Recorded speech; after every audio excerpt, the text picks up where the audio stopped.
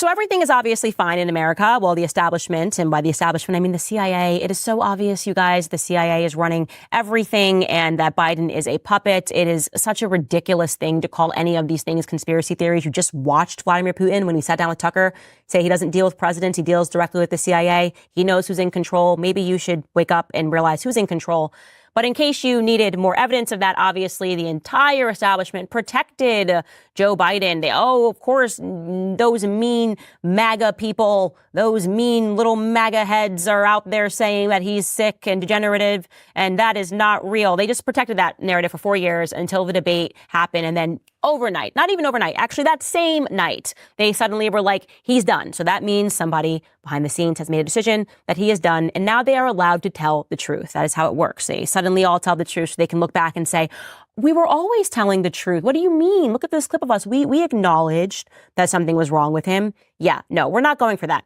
Well, the New York Times anyways is now admitting or telling the truth, they've known this forever, obviously, that a Parkinson's expert visited the White House 8 times in 8 months.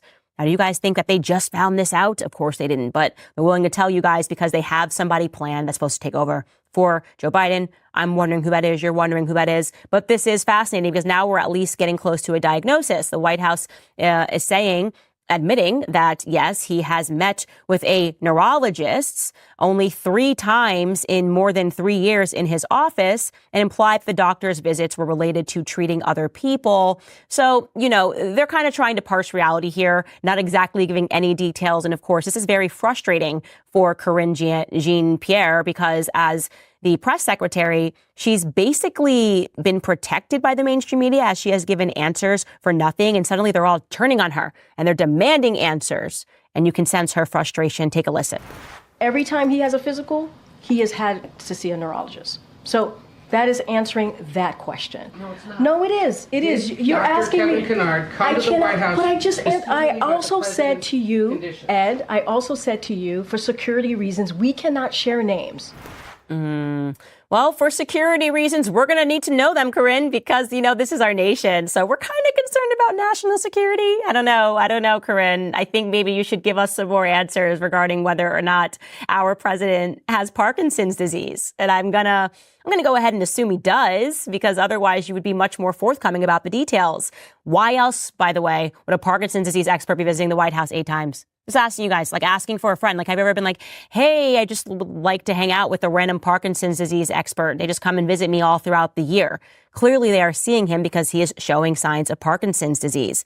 And what the New York Times is reporting is that the Parkinson's expert visited him, and he came from the Walter Reed National Military Medical Center. He went to that White House 8 times in 8 months from last summer through to this spring, including at least once for a meeting with President Biden's physician, according to official visitor logs, which apparently the New York Times just got access to. Before they didn't have them. Now they suddenly have them, and they're realizing that there's been a pattern here.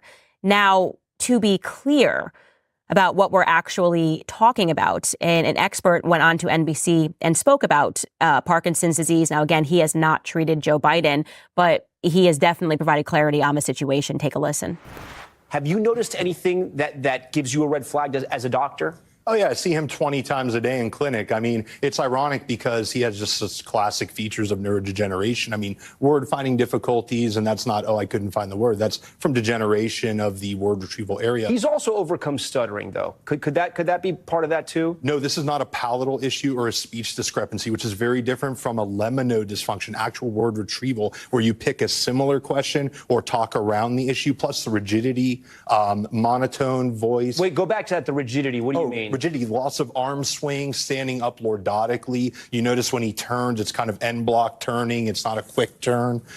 So that's one of the hallmarks of Parkinsonism is rigidity and bradykinesia, slow movement. And he has that hallmark, especially with the low voice that said was a cold hypophonia. A small monotone voice like this over time is a hallmark of Parkinsonism. I could have diagnosed him from across the mall.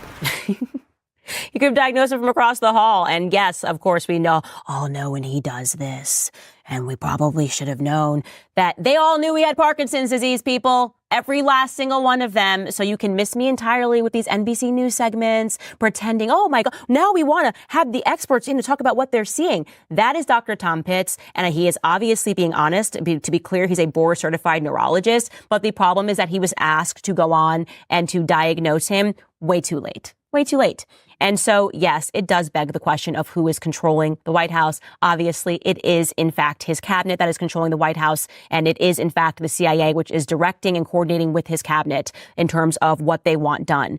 And so we now have to think seriously about who they're going to replace him with, because that's done. It's already been decided. How they're going to do it, I'm not so clear on. When exactly they're going to do it, I'm not so clear on. But they have made the decision to get rid of Joe Biden. And if you are still a liberal, if you're still on the left and you are watching this play out and you actually believe that they just noticed it for the first time ever during the debates, you need to wake up. You genuinely need to wake up, because we are just ever so close to losing this country. And it is largely because of people who are still so deluded into having any remaining trust in our institutions, despite the fact that everything is on fire all around us as Americans. Everything that we see is on fire. And there are some people that are just still sitting there going, this is fine. I'm not one of those people.